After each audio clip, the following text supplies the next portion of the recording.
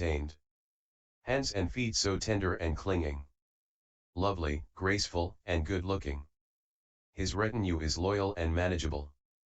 Staying agreeably all over this broad land. Speaking kindly, desiring happiness.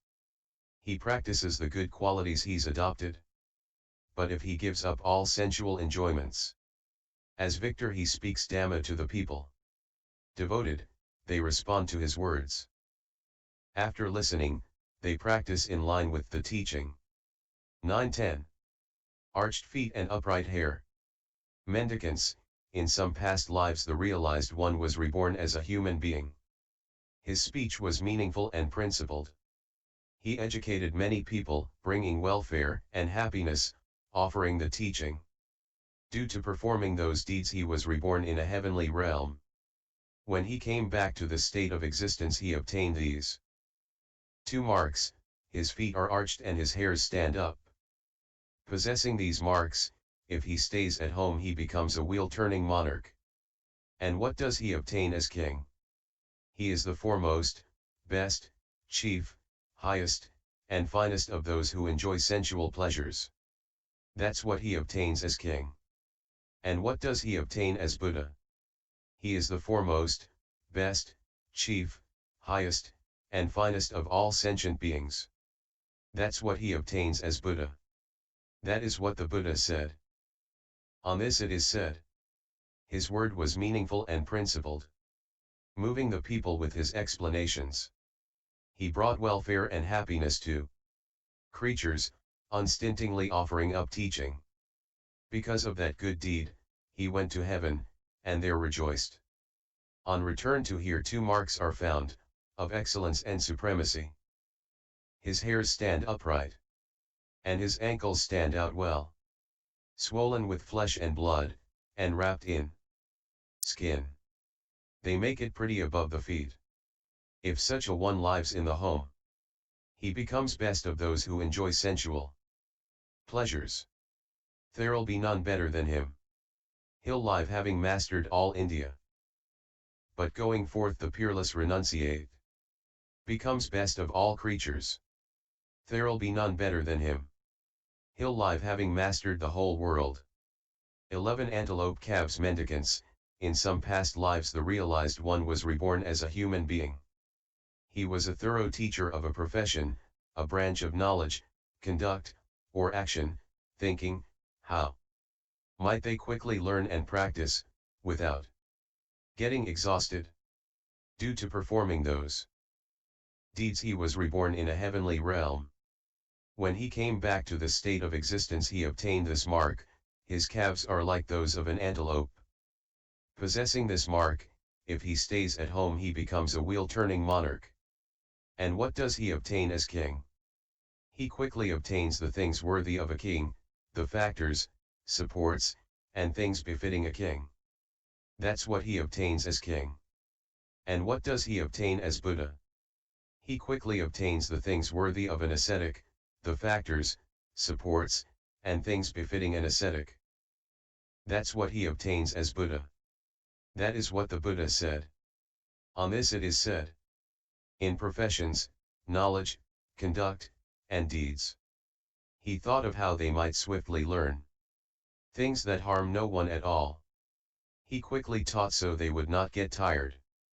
Having done that skillful deed whose outcome is happiness, he gains prominent and elegant calves, well formed in graceful spirals. He's covered in fine rising hairs. They say that person has antelope calves, and that this is the mark of swift success. If he desires the things of the household life, not going forth, they'll quickly be his.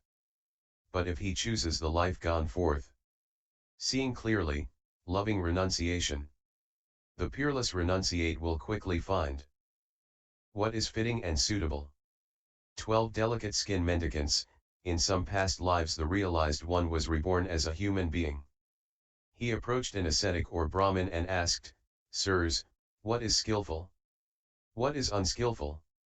What is blameworthy? What is blameless? What should be cultivated? What should not be cultivated? Doing what leads to my lasting harm and suffering? doing what leads to my lasting welfare and happiness.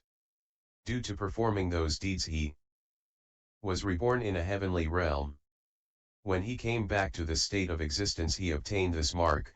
He has delicate skin, so delicate that dust and dirt don't stick to his body.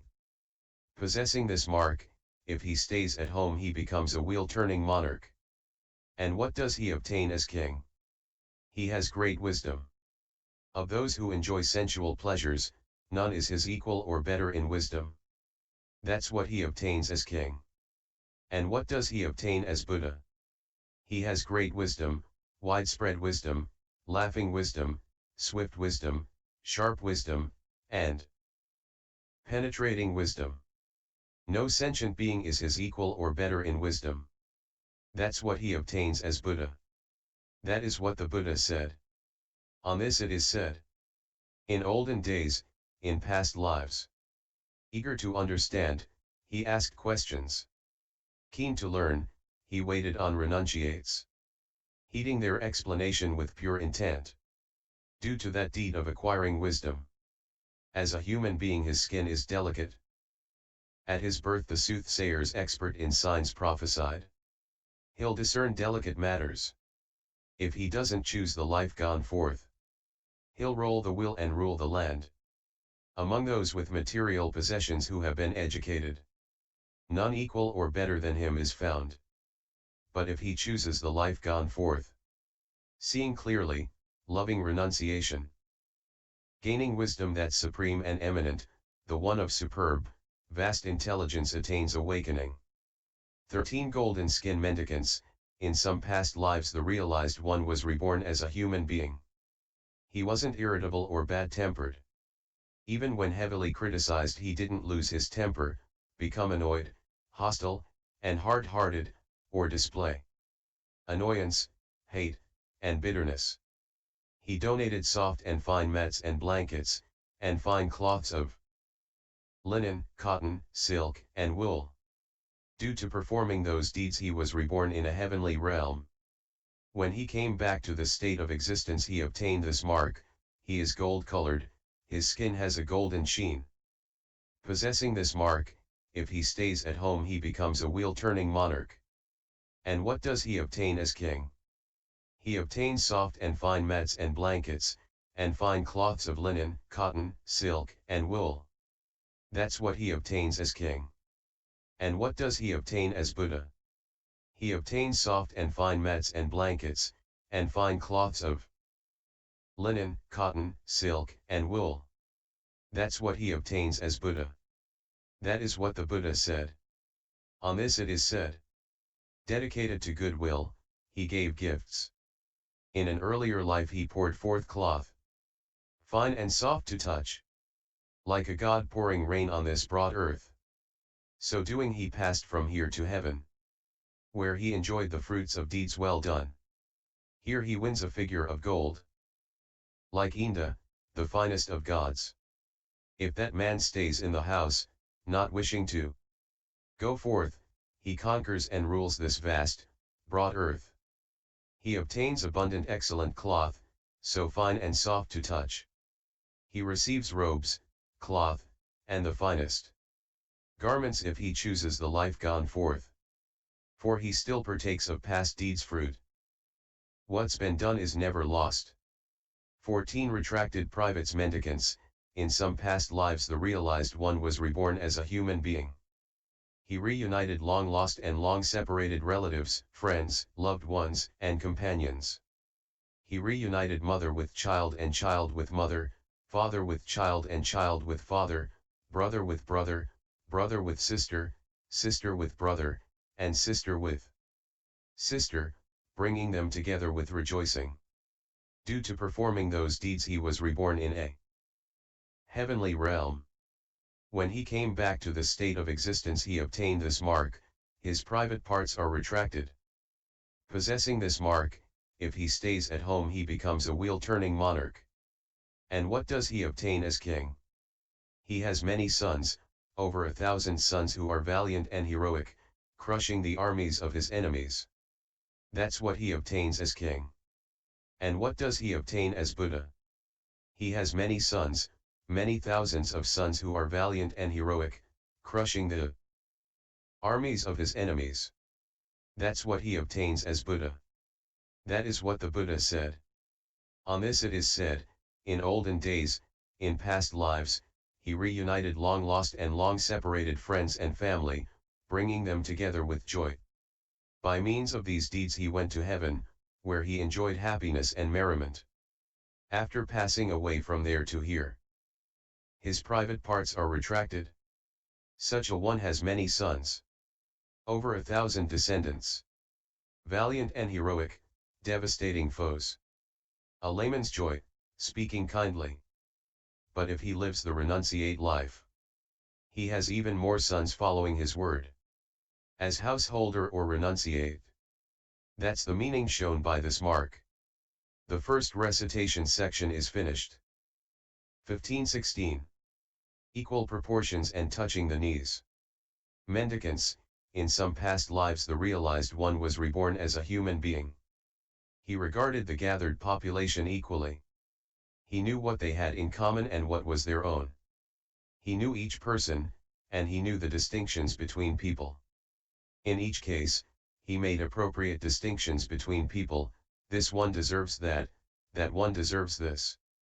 Due to performing those deeds he was reborn in a heavenly realm. When he came back to this state of existence he obtained these two marks. He has the proportional circumference of a banyan tree, and when standing upright and not bending over, the palms of both hands touch the knees. Possessing these marks, if he stays at home he becomes a wheel-turning monarch. And what does he obtain as king? He is rich, affluent, and wealthy, with lots of gold and silver, lots of property and assets, lots of money and grain, and a full treasury and storehouses.